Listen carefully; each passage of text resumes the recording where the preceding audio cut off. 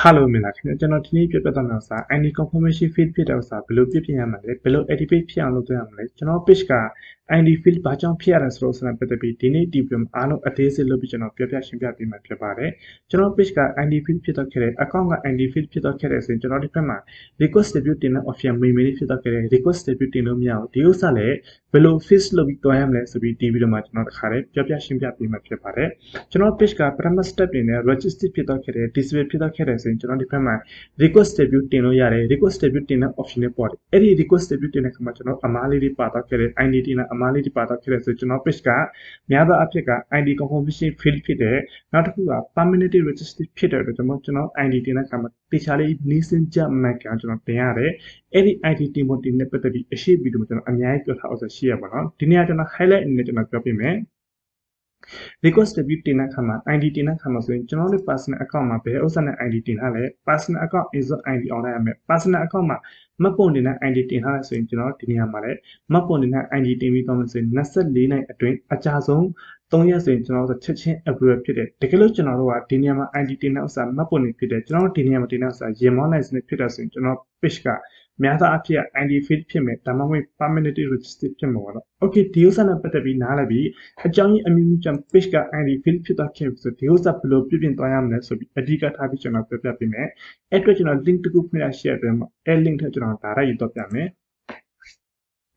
Okay ကျွန်တော်ဒီ link ထက်ရလာခဲ့ပြီဆိုကျွန်တော်နည်းနည်းအောက်ဆင်းမှာနည်းနည်းအောက်ဆင်းတော့ခဲ့ပြီဆိုရင်ကျွန်တော်ဒီမှာဆိုလို့ရှိရင် ID တော့ပြီးတင်ရမှာမယ်ကျွန်တော်ဒီ ID တင်မဲ့နေရာမှာကျွန်တော်ဒီဥစ္စာတစ်ချက်ပြန်နေမယ်ကျွန်တော် ID ဒီမှာရှိရကျွန်တော်တစ်ချက်နေပြီးတော့လိုက်ပါမယ်ကျွန်တော်ဒီ ID တင်တဲ့အခါမှာကျွန်တော် ID ရဲ့ကြီးကြီးလေးလေးဖြစ်ပါစေတကယ်လို့ပေးနေရပါညာဆိုလို့ရှိရင်တခြား tension လုပ်မှာဒီပုံကိုကျွန်တော်တို့နောက်ခံ background အဖြူအောင်ပေါ်မှာတင်ပြီးမှတခြားလေး tab ပုံရေးပြီးတော့ရပါမယ် tab ပုံရေးတဲ့ခါမှာလည်းကျွန်တော် ID ကိုဖုန်းအလင်းရောင်အရေးရောင်ပါလို့မရလုံးဝကြီးကြီးလေး tab ပုံရေးပြီးမှကျွန်တော်တို့ request ပြီးတော့ပြီးတင်ရပါမယ်အဲ့တော့ကျွန်တော်ဒီမှာထည့်ပြီးတော့အဲ့အတွက်ကျွန်တော် send ဆိုတော့ပို့လိုက်ပါမယ်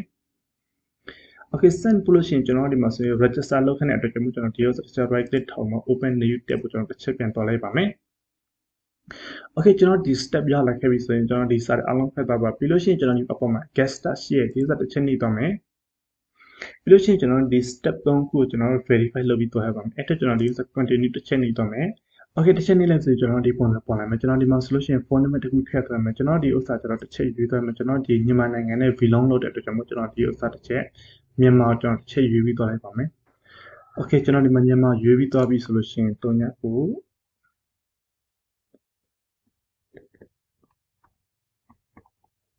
Okay ထည့်ပြီးဆိုကျွန်တော် send verify ဆိုကျွန်တော်တစ်ချက်နေလိုက်မယ်ဆိုရင်ကိုနံပါတ်သူကြားလာမယ် Okay ကျွန်တော်မှာ664840ကြားလာတဲ့အတွက်ကျွန်တော်တစ်ချက် continue နေပြီးသွားလိုက်ပါမယ်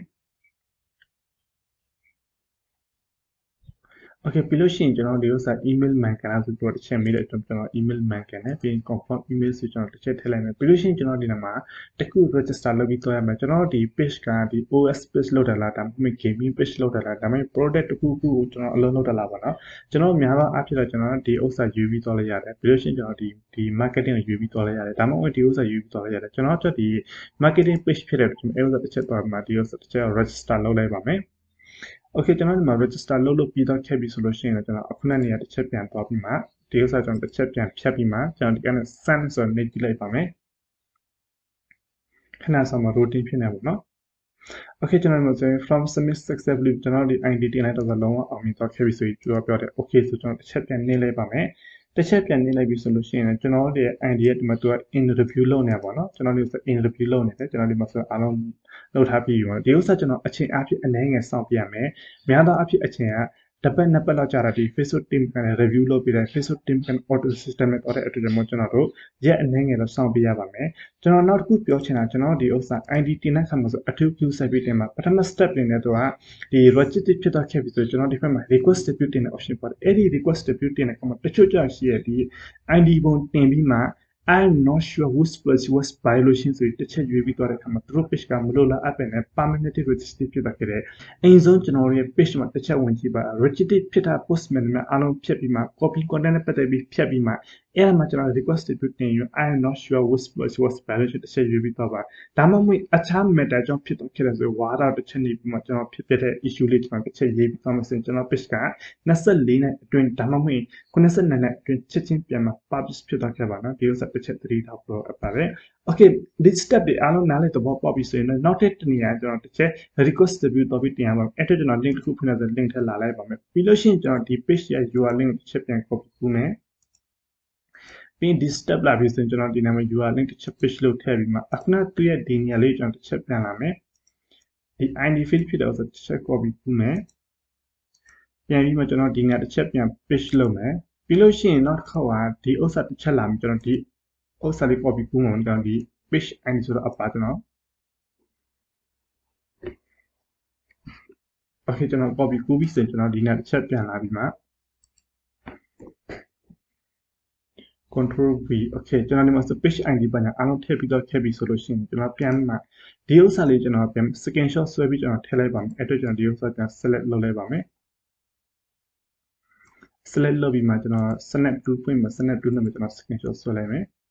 okay ကျွန်တော်ဒီဥစ္စာ screenshot ဆွဲလို့ပြီးတော့ခဲ့ပြီဆိုအခုနဲ့တစ်ချက်ပြန်လာပြီးမှကျွန်တော်ဒီနေရာလေးမှာအခုကတော့ဆွဲလိုက်တဲ့ screenshot လေးကျွန်တော် attach လုပ်လိုက်ပါမယ် okay ကျွန်တော်ဒီအားလုံးထည့်လို့ပြီးတော့ခဲ့ပြီဆိုကျွန်တော်ဒီကနေ send ဆိုပြီးပို့လိုက်ပါမယ်okay ကျွန်တော် case မှာဆိုရင် from submit successfully ဖြစ်တဲ့ case ကျွန်တော်ဒီ user တိုင်းတစ်ချက်ပြန် okay နေလိုက်ပြီဆိုရင်ကျွန်တော်ဒီ user တရားဆောင်ပြီးမယ်ကျွန်တော် လက်ချက်ထိုင်တော့ပို့ရမလို့ app ပါကိုကျွန်တော် ID field ဖြစ်တဲ့ case ဆိုရင်တချို့ရှိရပါတော့ဒီ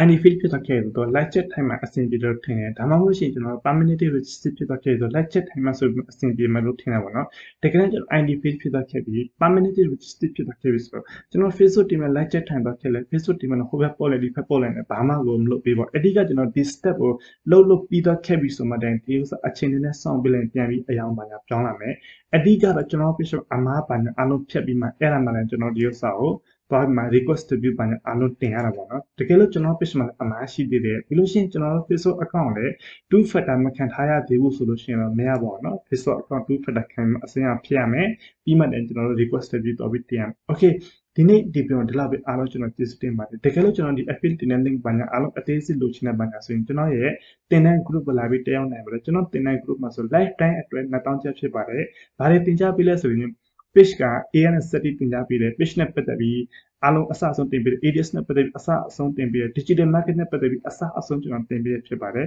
live time အတွက်တင်တဲ့ချင်2000ကျပ်ဖြစ်ပါတယ်တကယ်လို့လူချင်းမျိုးအချိန်များလို့ service agent ဆိုလို့ရှိရင်တော့ upper Viber နံပါတ် contact လုပ်မှညညုံနိုင်ပါတယ်အားလုံးကျွန်တော်ကျေးဇူးတင်ပါတယ်